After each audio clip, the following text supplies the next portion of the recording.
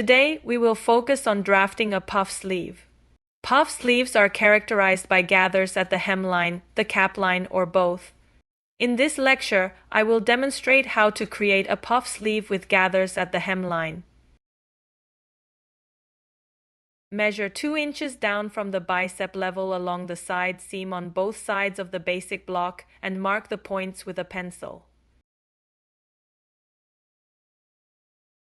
Prepare a sheet of dot paper to draft the pattern. Since we will only trace up to 2 inches below the side seam, the paper doesn't need to be large enough to cover the entire block.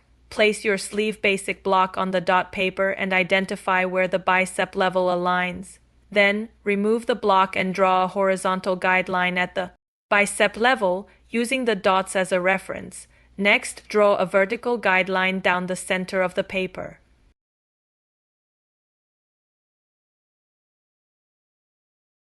Now, position the basic block so that the horizontal guideline aligns with the bicep level on your sleeve block. The center guide should line up with the middle of the bicep line. Do not align with the notch position. And then carefully trace your basic block from the cap to the 2-inch mark on the side seam on both sides, ensuring that the block stays aligned with the guidelines on the dot paper. Of course, don't forget to trace all the notches as well.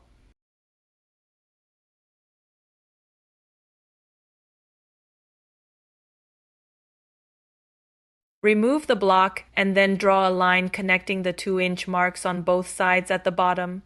Next, find the armhole notch, which is 3 inches from the side seam, and draw a straight line down to the hemline. The back side has a double notch, and the front side has a single notch. Use the first notch and line up your grid ruler so it's perpendicular to the bottom line. Then draw a straight line down from the notch to the hem.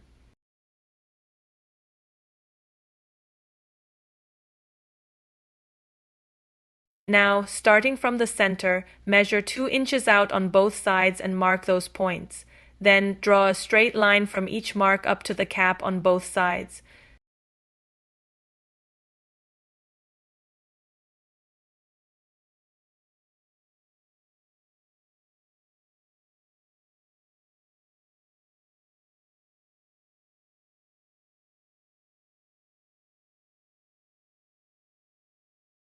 Now, let's label each piece so we don't get confused after cutting. On the back side, write B1, B2, and B3 from left to right. On the front side, write F1, F2, and F3, also from left to right. Once everything is labeled, grab your paper scissors and start cutting. For your convenience, I've highlighted each piece, but you don't have to do that if you don't want to. Now grab a new sheet of dot paper with a width of at least 25 inches. In the center of the paper, draw a vertical guideline.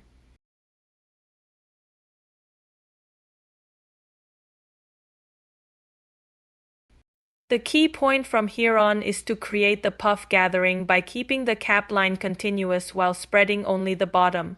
Let me show you how it's done.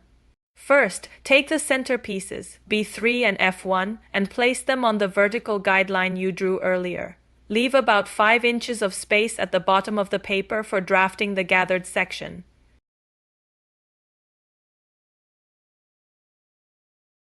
Let's start by attaching the 2 center pieces, B3 and F1, from the group of pieces. First, take the B3 piece. Align the top right corner of the piece with the center guideline. At the bottom, spread it out to create a 1-inch gap. Use a ruler to measure and ensure the gap is perpendicular to the center line. Once it's positioned correctly, secure it with tape. Be sure to use invisible magic tape so you can easily draw pencil lines over it later. After attaching B3, it's time to attach the F1 piece. Using the same method, align it at the center and spread only the bottom by 1 inch. Then, secure it with tape.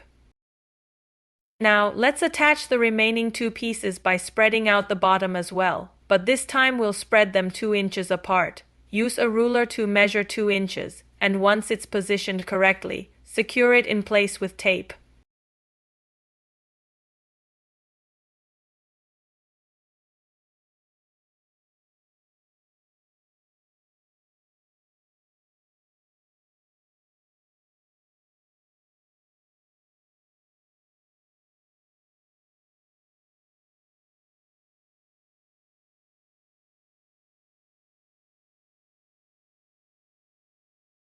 Now, let's draft the puff section, or the gathering area. First, connect the gap between the two center pieces by drawing a line. Then, extend the center guideline downward by 2 inches. From that point, draw a horizontal guideline that's perpendicular to the center line, extending about 2 inches to each side.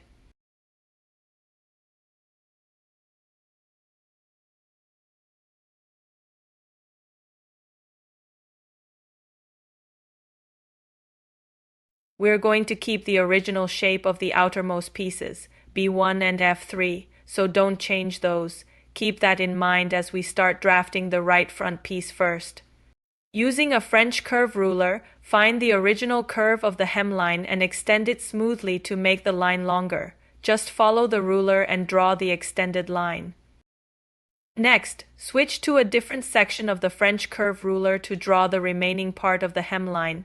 Begin at the center guideline you extended earlier, making sure to maintain at least 2 inches of space. The curve should gradually merge with the hemline extended from the B1 piece.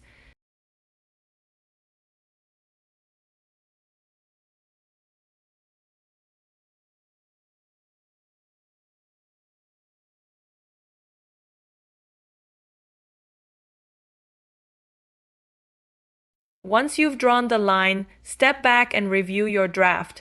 Make any adjustments needed to create a more balanced and smooth shape. Use the same strategy to extend the original curve of the hemline from the F3 piece. Flip the French curve ruler to draw the remaining part of the hemline. Start at the center guideline you extended by 2 inches earlier and adjust as needed to create a balanced and smooth shape. Just keep in mind, I'm only using a marker for demonstration purposes. When drafting your pattern, always use a pencil. We're almost done. Now that we've finished drafting the puff gathering section at the hem, it's time to smooth out the armhole line. Start at the center top and connect the 2 highest points with a line that's perfectly perpendicular to the center guideline. Make sure there are no uneven areas. Then, move down to the sections where the pieces are joined. Use a French curve ruler to revise and create a smooth, continuous curve along the armhole line. This will give it a nice shape.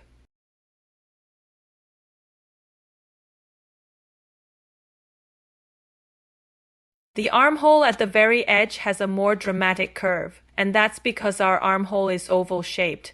If you imagine the side seams coming together, you can picture the overall shape, right? Now, for this section, make sure there are no sharp angles or abrupt changes.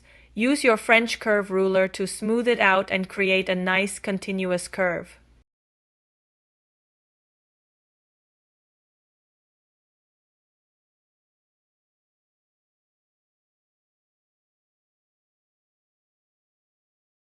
Now let's add a 1/2 inch seam allowance all around.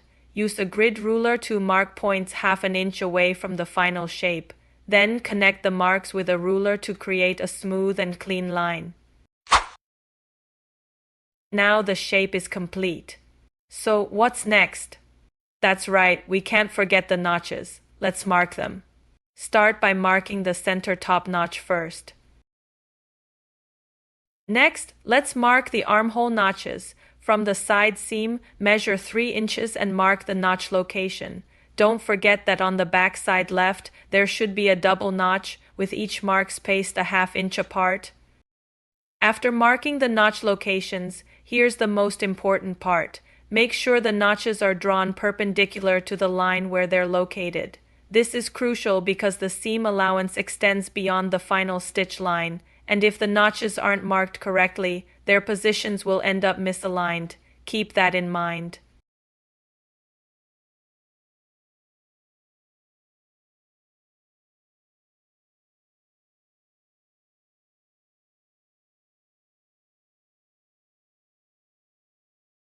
Now, on the right armhole, mark the notch 3 inches away from the side seam.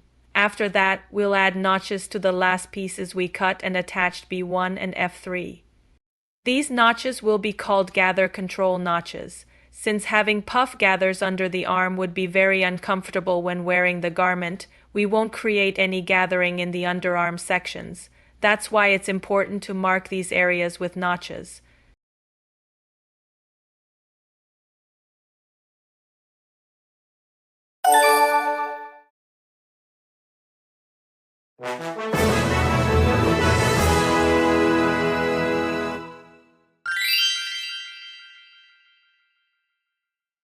I'll be back.